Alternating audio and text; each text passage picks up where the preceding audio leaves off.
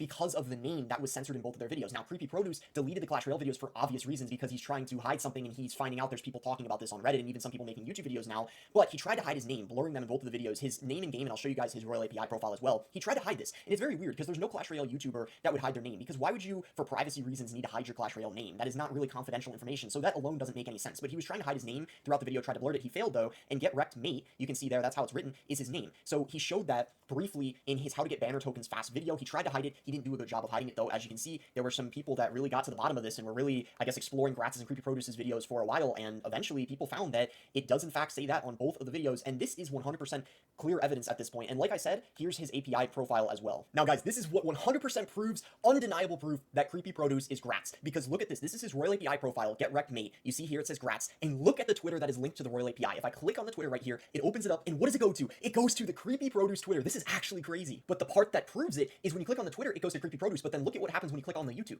It opens up Gratz's YouTube. So when you click on the Twitter, it goes to the Creepy Produce Twitter. What this means is the account has been around for a while, so when Creepy Produce first started playing the game, he didn't have the Gratz channel. He did the Mario Kart probably, so he just decided to link his Twitter to Creepy Produce, not knowing that later on he was going to start the Gratz channel. But because of this, this ties both of the accounts together. You have the Creepy Produce Twitter and the Gratz YouTube both in the same place, linked to his Royal API account. Now, while we're on the About tab, I wouldn't exactly call this evidence, but I just thought this was funny and I had to mention it. The goal of this channel is to tell stories of the history of the only game I ever play, Clash Royale. It's very weird that he's emphasizing that the only game he's ever played is Clash Royale, which we obviously know is a lie, but it's just crazy how hard he's trying to hide it, that he's going as far as to lying in his About tab on his YouTube channel. And obviously we know he's got a Mario Kart channel. He's probably played loads of other games, so it's just funny that he wrote that in there too. Now, as for some of the things that Gratz said to the girl that was only 15 years old, I actually found some of these in this video that was uploaded 6 days ago where another YouTuber actually exposed Gratz, and I'll link this video in the description below too because it was very good and informative if you guys want to check that one out. But I'm not even going to read some of this because some of this stuff is quite frankly really disgusting. The fact that he messaged these to someone that, you know, is only 15 when he was 19, and you guys might be thinking that's not a massive age difference. Even if you feel that way, and depending on what the laws are in your country, you have to consider he knew it was wrong. Why do you guys think he has been trying so hard to hide the fact that he's associated with the channel Creepy Produce? They're both the same channel, but he is trying his absolute hardest to prevent people from knowing that, and now that it's uncovered, he's doing things like privating videos and stuff like that, and he's even released apology videos too, which are now deleted. So he himself has admitted it. He has known it is wrong. So regardless of where you stand on the situation, if you think it's not that big of a deal, he thinks it's wrong, and he's trying to hide it. I hope you guys found this video informative, and regardless of days.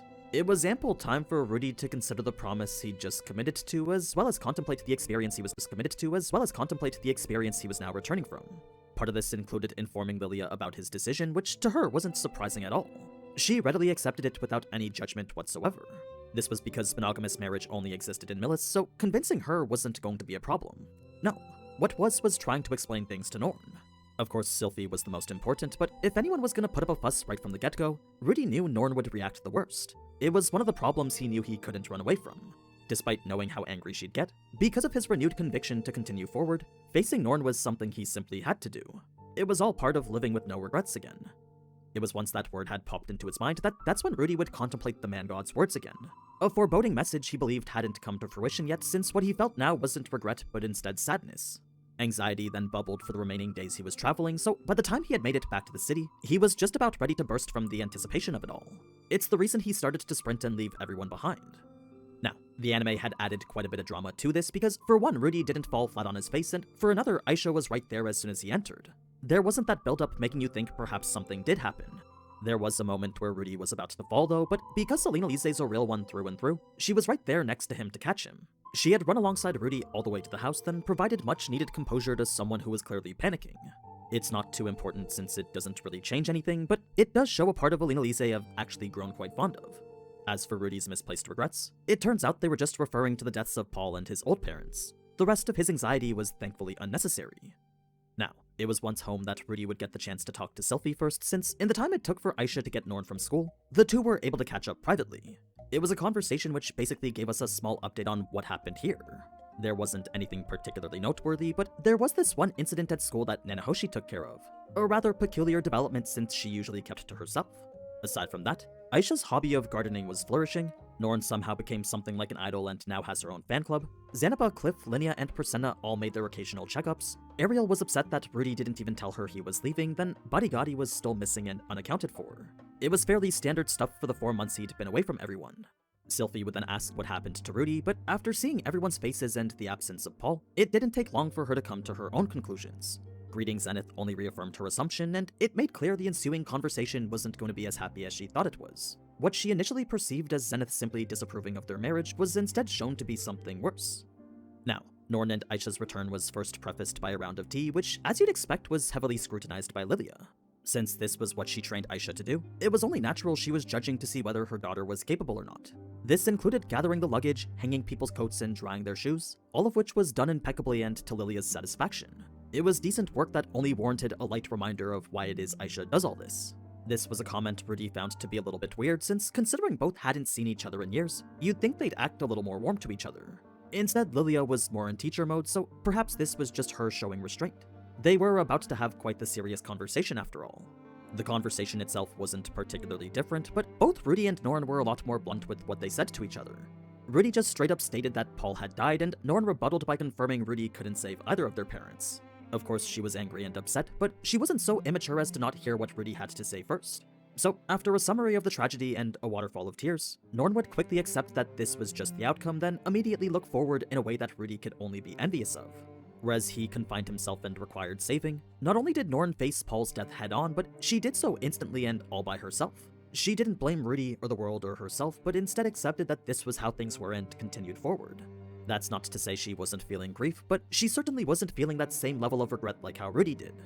No, Norn understood that nothing could be done about it, and in the process displayed yet another incredible feat of emotional maturity. To Rudy, she was truly strong in her own way. This was further exemplified when she alone understood the feelings Aisha was holding back, since what Rudy mistook for Aisha trying to be distant from Lilia, Norn recognized as Aisha showing restraint. One glance was all it took for Norn to understand Aisha's true emotions here. Now, we saw Norn take Paul's longsword after this, but what we didn't see was how Aisha took his other one. This ultimately left Rudy with nothing, since while he was supposed to get Paul's armor, Zenith subconsciously took that for herself. It was an outcome Rudy was surprisingly okay with, since to him, Paul had given him so much already. Rudy would then go on to explain Zenith's condition, which was just as much a mystery now as it was before. He wasn't certain nothing could be done about it, but with the way everyone else spoke, they all made it seem like chances of recovery were slim. Like, if healing magic wasn't good enough and the current medical technology too primitive to examine her brain, any sort of recovery just seemed unrealistic right now. Perhaps inflicting the same level of shock would have her memory snap back, but that wasn't something Rudy was willing to experiment. Besides, Rudy wasn't even sure she'd be happy if she got her memories back anyway. He knew it wasn't right to assume that though, so at the very least they had to try and do something, the minimum of which was to find some proper care and treatment for her. It was after this that everyone would say their goodbyes, and through that, give a little insight as to what some were gonna do next.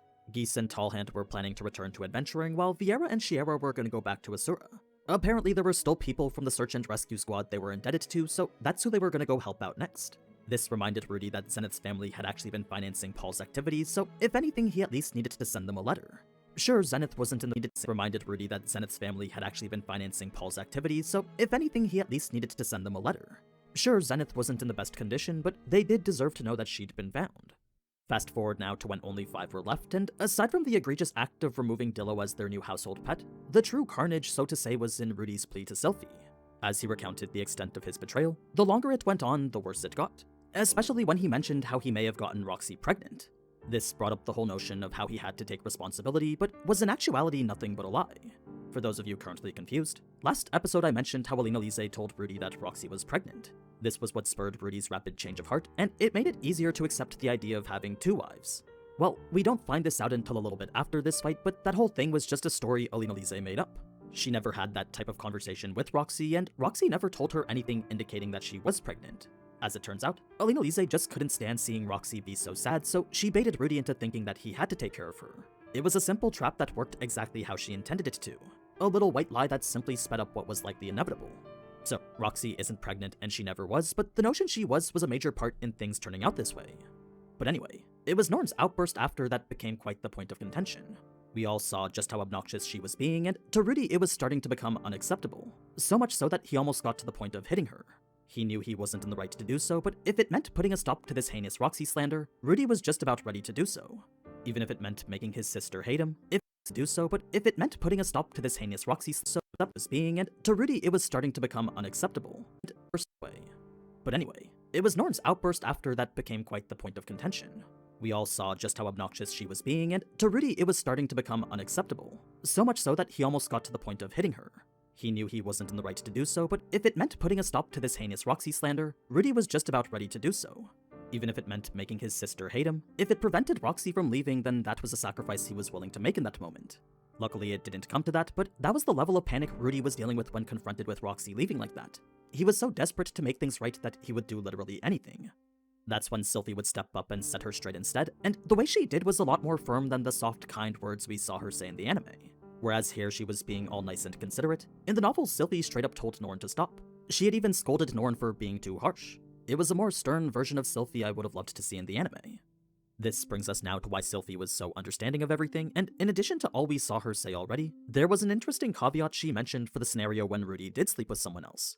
Sylphie knew that when he inevitably did, he would also be loyal enough to want to bring her into the family. Not once did Sylphie think she'd have Rudy to herself forever. The reason she was so surprised when the topic came up then was because she never expected it to happen during this trip here. She always figured it would be Linnea, Persona, or Nanahoshi, but completely forgot it could happen while away saving his parents. She was then so caught up in the tragedy that had befallen Rudy that it didn't even occur to her that he could have hooked up with someone. That's the reason why she was so visibly surprised when Rudy revealed it to her. It wasn't because he had brought another wife home, but rather because of the wild circumstances under which it happened. Only after thinking about it a little bit longer did Sylphie realize, yeah, this makes sense for Rudy. So that's when the two would accept each other as equals and both agree to support Rudy together. Now, it's a bit later we find out Sylphie went into this conversation expecting the worst, so that was yet another reason for why she was so surprised by it. What she initially thought was Rudy getting ready to leave her was instead something far more manageable. Rudy of course wasn't ever gonna do that, but for some reason Sylphie had a feeling Rudy wasn't coming back to her. Consider it a very strong sense of foreboding. Sylphie, Roxy, and Rudy would then get the chance to talk in private, the majority of which was spent discussing how things would work from now on. They had decided Sylphie would get Rudy until she gave birth, then after that the two would split their time with him equally. This was an idea that came directly from Sylphie, since to monopolize Rudy wouldn't be fair to Roxy. There was also no telling when Rudy might come home with a third wife. Of course, Rudy had zero intention of doing so, but in the off chance he did, Sylphie knew her and Roxy needed to spend as much time as possible with him now. It was a notion Rudy fully exclaimed to be impossible so long as he wasn't depressed and confronted by a woman of Roxy's caliber again. As long as that specific situation never happened again, Rudy was convinced he wouldn't cheat ever. Well, for a second time. Fast forward to a scene where Dello tried to hop in bed with Rudy and Sylphie, then after that would be the days following this. Their relationship was going stronger than ever, and Rudy had no problem loving both her and Roxy equally. He figured as long as he kept doing what he was doing, then maybe he could get by even with a third wife. Roxy now spent her days as a professor at the university, and it wasn't long before she'd been introduced to everyone. 1 month later was Sylphie's delivery, and aside from this being the third that Rudy has been a part of, there was a scene right after where Rudy would ask Roxy to do the same for him. He had essentially just witnessed the birth of his first child, then immediately went to Roxy and told her she was next.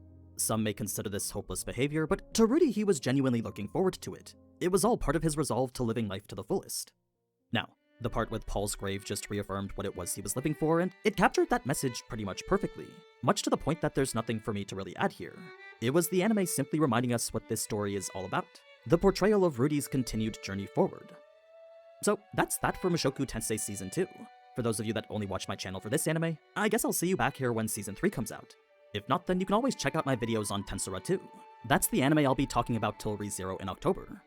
But yeah, thanks again for watching my coverage of this, and if you want to support the channel then consider leaving a like and subscribing. If you're feeling generous then you can also go and check out the Mugen apparel. But anyway, as always thank you so much for watching, and if you enjoyed this type of anime content then you already know what to do. So until next time, ciao! Choice with the Force and CD emote, of course. But what really didn't help is that someone with the name of Albert subscribed to Dr. Disrespect on Twitch, and this is what he had to say. The meme blew up a gazillion times because of this. Watch. Headquarters. Caboose, thank you for the 3. Welcome, Albert, to the Champions Club. Albert, get in, settle in, fit in, drip in, and win. He was playing right into the memes without even knowing, and it was clear that it was getting to him. But that's not to say that he wasn't growing. He was, averaging 20,000 viewers and sometimes getting up to 80,000 in one stream. He was still unstoppable with a very solid community behind him. It was just that for the first time, he had a dark stain on his reputation, and he wasn't handling it very well. His PR skills were showing. Even though he was a community manager, he didn't really know how to handle controversy or drama. In 2019, he would make another major mistake in which he filmed the bathrooms of E3. Other than the fact that this is morally wrong, it's also illegal in the state of California in which this took place, to film in a bathroom. Because of this, his his Twitch channel got banned temporarily, and his access to E3 was revoked. He couldn't go in anymore. This prompted Guybeam to go back to his personal Twitter account that he hadn't used for years and write up a twit longer, pretty much apologizing and explaining his mindset at the time as to why this happened, and that of course it was a mistake. Now what he did was wrong, and I think anyone could see that. Who the hell would want to be filmed in a bathroom? And while the memes of this incident were out in full force, this only served to show that his community, his friends, his sponsors had his back, that this wasn't going to be enough to make them turn their backs on him. And this was also the same year in which he got signed to CAA. So look, from an objective point of view, yes, there were cracks showing at the seams of his reputation, but was he still growing? Of course. Was he still an icon? Absolutely. Was he the face of Twitch? To many people, he was. He was in some drama, there were setbacks, but to Dr. Disrespect, he wasn't gonna let that get in the way of him achieving greatness. And for a while, people believed this, until Twitch had a different idea and decided to flat out end his career in the most dramatic way possible. Dr. Disrespect just couldn't keep it in his pants, and we probably would have never been able to know this if it wasn't for Burger Planet's stream. But at this point, it seemed like he could still recover from this. It wasn't the end of the world for Doc, until 2020 came along. What happened to him caused an earthquake in the entirety of the Twitch online community, as well as anyone related to it. This wasn't just about Dr. Disrespect anymore. This was huge, and you're about to find out why. Let's do this. So, we are now in 2020, and the pandemic is in full swing. Everyone is locked down in their homes and unable to leave. Due to this, many people's digital presence was amplified. And you can see a little spike here during the lockdowns at their worst, in which Dr. Disrespect was getting almost 100,000 followers per month, periodically reaching a max viewer count per stream of almost 40,000 people. This was huge.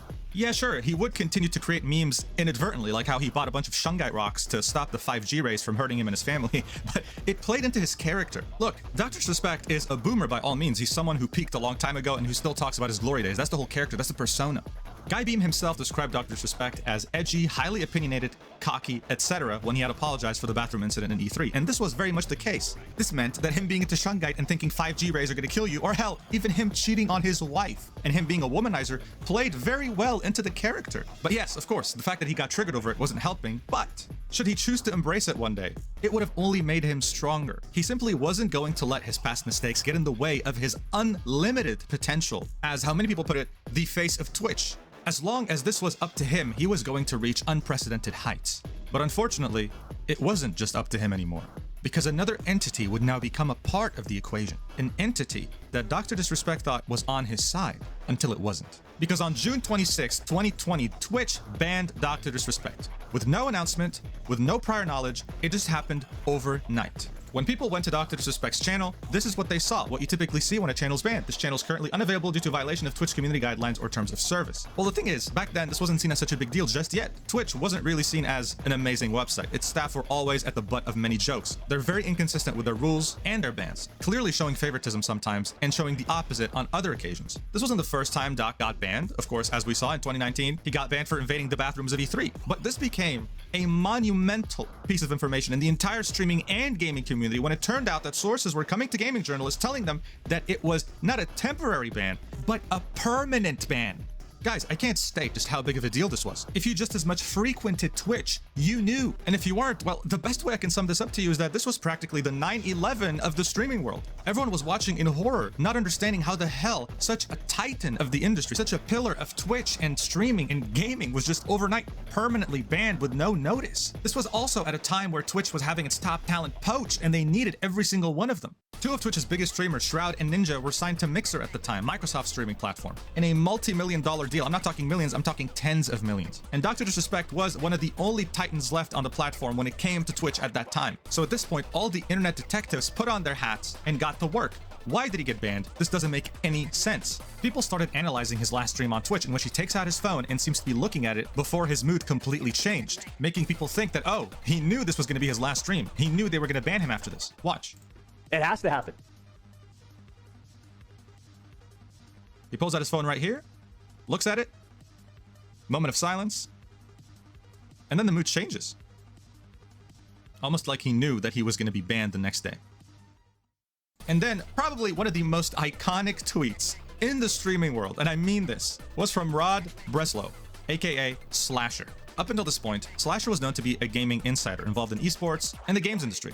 On June 27th, he comes out with this tweet saying, "Look, for several hours now, I have been told from credible sources the reason Dr. Disrespect has been banned. However, Due to the importance and sensitivity around the subject, I have refrained from going on it. I don't feel comfortable with it currently. As you can see, this tweet blew the hell up, and why wouldn't it? In the context of the streaming world, this is like someone saying, hey, I know who killed JFK, but I can't tell you, bye.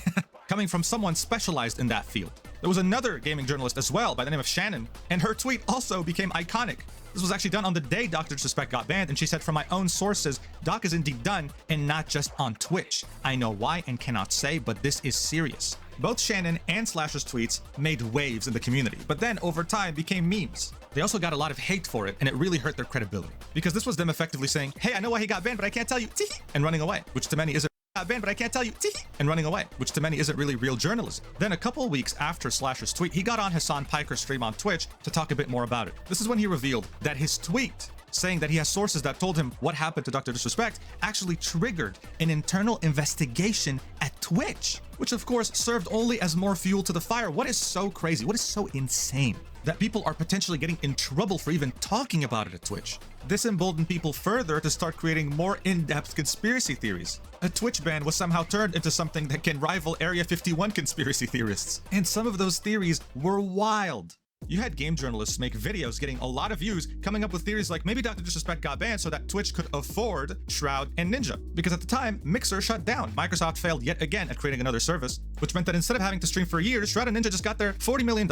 and were like, well, I'm good now. They then signed a contract with Twitch. So what this journalist was saying was that, oh, you know, they just flat out permanently banned Dr. Disrespect so that they don't have to pay him a contract and they can instead focus on Shroud and Ninja. Based on the like ratio and the views, people actually believed this. There were news articles giving light to these theories. Moist Critical made a video with over 2 million views talking about these theories. Almost every big streamer on Twitch at the time chimed in to give their opinion. And from being chronically online at the time, I can tell you this. These are the biggest theories that were kind of thrown around in the streamer community. The first one is very simple. People actually thought that he got banned because of past actions. You'd see instances online where someone would say, hey, how come we don't know why he got banned yet? And then some people would be confused saying, wait, I thought he was permanently banned because he cheated on his wife or because of the whole bathroom incident thing. When in reality, no, it had nothing to do with it. The timeline is completely different. There was a second theory that aligned more with Dr. Disrespect's character. He always complained that Twitch wasn't valuing him enough. He saw his coworkers Shroud and Ninja get tens of millions of dollars from Mixer, and he thought that he wasn't getting what he deserved. This was something he would mention more than once. So there was a theory that alleged that he actually was trying to create a streamer union, contacting other big streamers to get them into a union so that they can demand from Twitch better compensation. And since Twitch is owned by Amazon and Amazon is extremely anti-union, they just immediately banned him with zero mercy. And then there was a third theory, which I kind of believed, to be honest. I thought it was the most probable, and it also involved Dr. Disrespect's dissatisfaction with how much Twitch was paying him. So he came to Twitch with a fake Mixer deal so that he can make them sign a contract with him, paying him millions. But when Mixer all of a sudden shut down on June 22, something that, by the way, no one saw coming, not even the biggest Mixer streamers, it just happened overnight, Twitch realized this and decided to permanently ban him 4 days later for trying to scam them. This article right here even mentions a theory in which Dr. Disrespect, Ninja, and Shroud were in talks to launch a new streaming platform run by Spotify and Google. And because Dr. Disrespect contacted other Twitch streamers to join, Twitch banned him immediately. This was a theory posted on 4chan being talked about by GameRant. So as you can see, people were theory crafting left and right. It was widespread like crazy. And Dr. Disrespect was not giving concrete answers. He was being interviewed by CNN, The Washington Post, PC Gamer, and the only thing he was really saying was how he was not going to come back on Twitch. But he was giving no hints as to why he got banned, raising even further questions. Those questions kept piling up until he finally announced that he was going live on August 7th on his YouTube channel. This stream was so long awaited because usually when a streamer gets banned on Twitch, they get an email giving him a reason. It's usually vague, like, I don't know, hate speech, and anything could have happened, or nudity, anything could have happened. You could have watched the video and someone would be wearing an inappropriate outfit, they wouldn't specify, but they were hoping they would at least get some clarity. Well, it turns out that many, and I mean many people wanted clarity.